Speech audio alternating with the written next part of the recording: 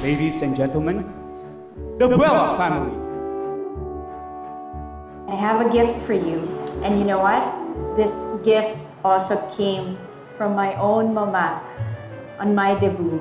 From the mother to the daughter. So here's for you. I love you so, so much, anak. Dad, bakit ka si Mommy?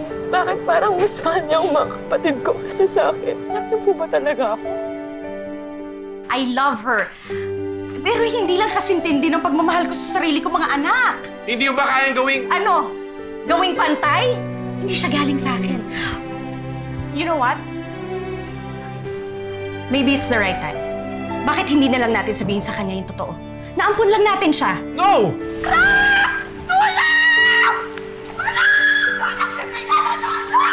Bigla akong pinulikat, Mami.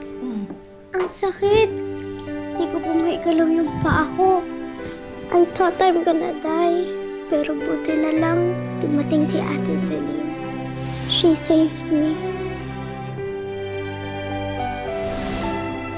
Mommy, Celine, I just wanna thank you for saving Faye's life. Kapatid ko po si Faye.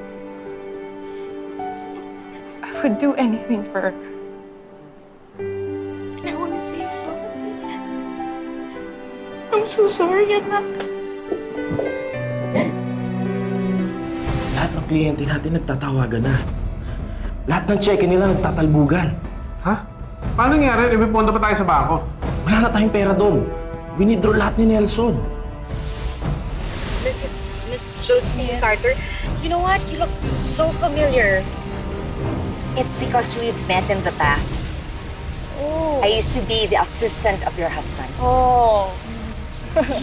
Yeah, that's right. I'd like you to meet our old friend, Josephine Carter, my eldest child, si Celine. Hi, nice to meet you, ma'am. Napansin ko, paano yan tingin mo doon sa anak ni Bettina? Naalala ko lang yung anak ko. Sana talaga hindi ko na lang siya pinaampon.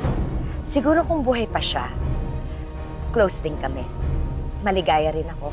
Kung nakinig ka lang sa amin ng papa mo, hindi sana nangyari ito. Nakakahiya. Nakakahiya ang ginawa ng asawa mo. Oo na! Manloloko ako, kriminal. Pero ginawa ko yun para sa inyo.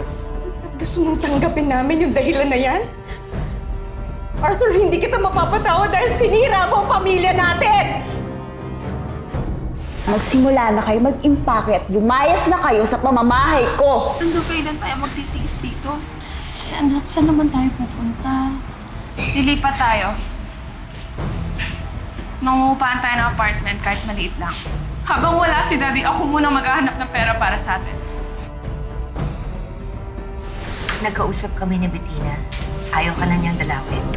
Sa tingin ko, hindi ka na niya mahal, Arthur. Wala na sa akin ang lahat. Ang pamilya ko na lang natira. I'm still here. Kasalanan to ng Arthur Buena yan. Kung hindi nag-invest sa kanya si Papa, edi sana hindi tayo naghirap. Edi sana hindi nagpakamatay si Papa. Nakakulong na si Arthur Buena. No, Ma. That's not enough. Gusto ko sila makita magdusa. Sir Harry, may mga walk-in applicants po tayo for marketing assistant.